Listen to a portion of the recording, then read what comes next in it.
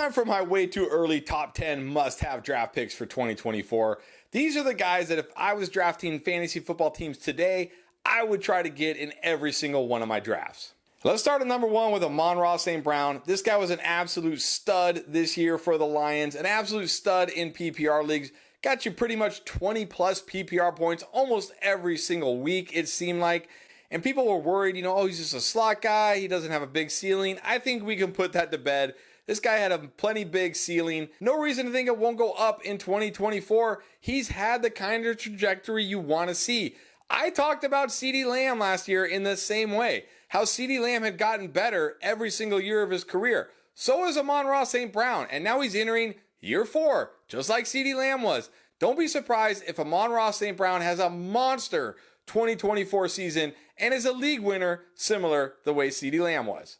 And I'm also going to try to draft Jonathan Taylor every chance I can this year because I think people are going to be a little low on Jonathan Taylor for a couple of reasons. Number 1, he's missed a lot of games the last 2 years. He's now got that injury prone label, which I love to draft guys who are injury prone because kind of like CMC, when they don't get hurt, they are awesome. Also, he's got a running quarterback, and people seem to think running quarterbacks are bad for running backs.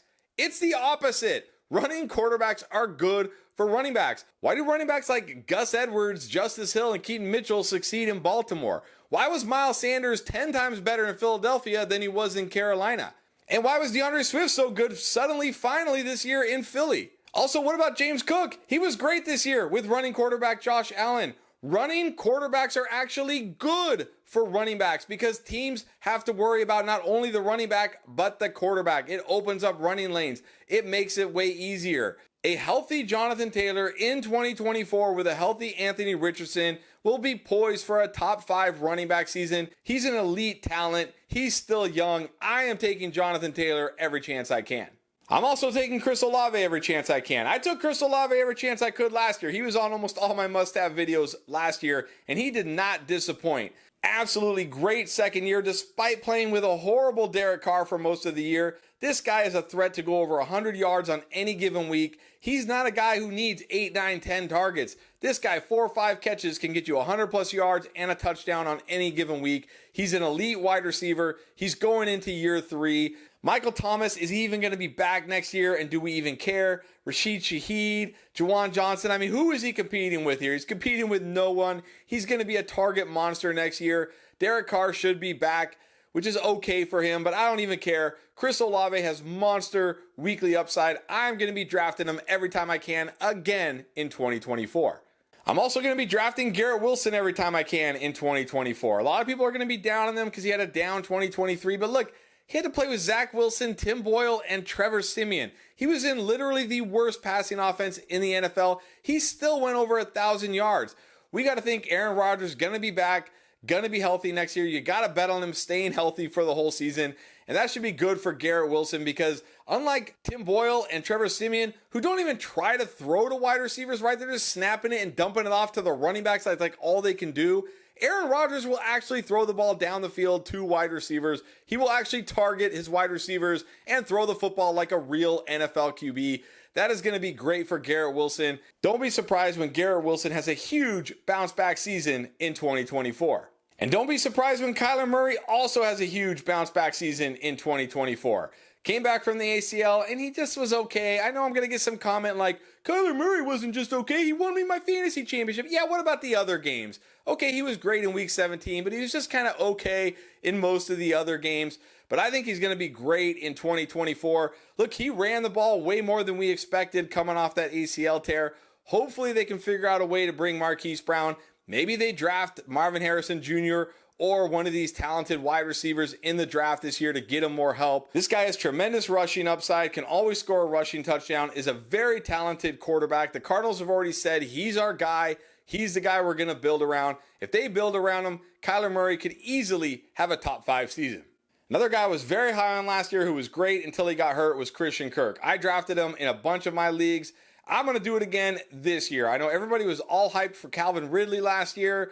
kind of forgot about Christian Kirk, but let's be real. Christian Kirk was mostly better than Calvin Ridley. It's easy to look at this and say, oh, well, Calvin Ridley's the #1 wide receiver, but is he? Because I might argue it's Christian Kirk. Christian Kirk's a very talented player. He's got Trevor Lawrence. We got to hope this offense gets better in 2024 than it was in 2023. We got to hope Trevor Lawrence is better. We need to see the guy we saw at the end of 2022. We need to see the guy who was drafted #1 overall. If we do, Christian Kirk could absolutely smash this year, and I bet he's going to go kind of in that same range he went last year, round 5, round 6. People are going to forget about him because he got hurt at the end of the season.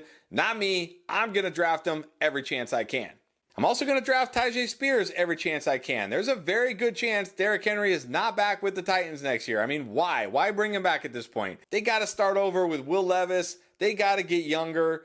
Tyjae Spears was a guy who looked good in his chances this year. He was a guy I liked. I mean, I didn't like the fact about the knee, the whole thing, but I liked him this year as a potential Derrick Henry handcuff. I still like him going into 2024. Will he be the lead back here? Will they go sign a free agent? Will they draft a running back? Maybe, but as of right now, it looks like Tyjae Spears is going to be the lead back, and he was great. He was explosive. He's a good pass catcher. He's got everything you want, except maybe the offense not being as good as you want. But hey, you know, Tyjae Spears is going to probably be a later round pick type of guy anyway, so what do you expect? But Tyjae Spears has tremendous upside, and if Derrick Henry does move on, he has a real shot to be the lead back here in 2024. And then I also think De'Von Achane has a real shot to be the lead back in 2024. I know Raheem Mostert is under contract, coming off a huge season where he scored a ridiculous amount of touchdowns, but let's not forget, Raheem Mostert is going to be up there in age, 32 years old, and prior to last year, this is a guy who could not stay healthy, right? Would miss multiple games every year. Look, it worked out for him last year. He stayed mostly healthy until, of course, week 17 when he wasn't out there. I think Raheem Mostert will start the season as a guy, but if he struggles, gets banged up, it's going to be Achane. This is a guy who I didn't like coming out of the draft. He's small. He doesn't profile for a workhorse, but he landed in a perfect spot in Miami where on any given week, this guy can have a huge game for your fantasy team. For me, that's enough. I'm going to bet on De'Von Achane next year and draft him everywhere. I'm also going to draft DJ Moore everywhere. I mean, I was all over DJ Moore this season anyways, and no reason not to be on him next year. You look at the games he played with Justin Fields, he averaged over 17 points per game in those games, and that includes the Week 16 game where he barely played because of that ankle injury.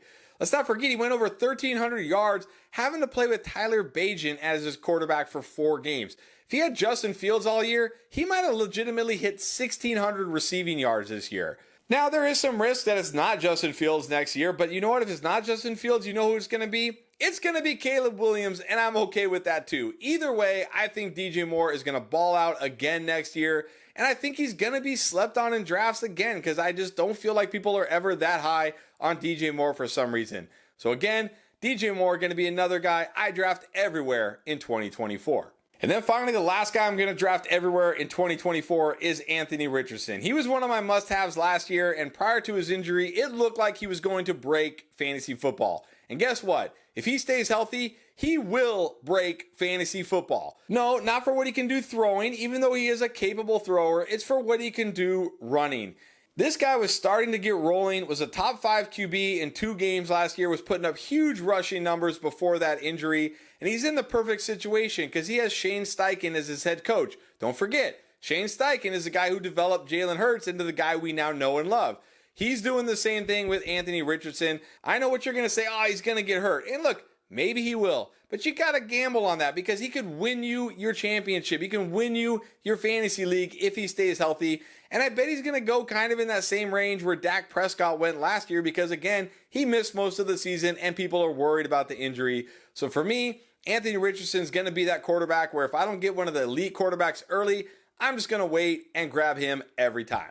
All right, there's my way too early must-have players for 2024. But if you want to see what I think the first round of 2024 fantasy football drafts could look like, check out this video right here.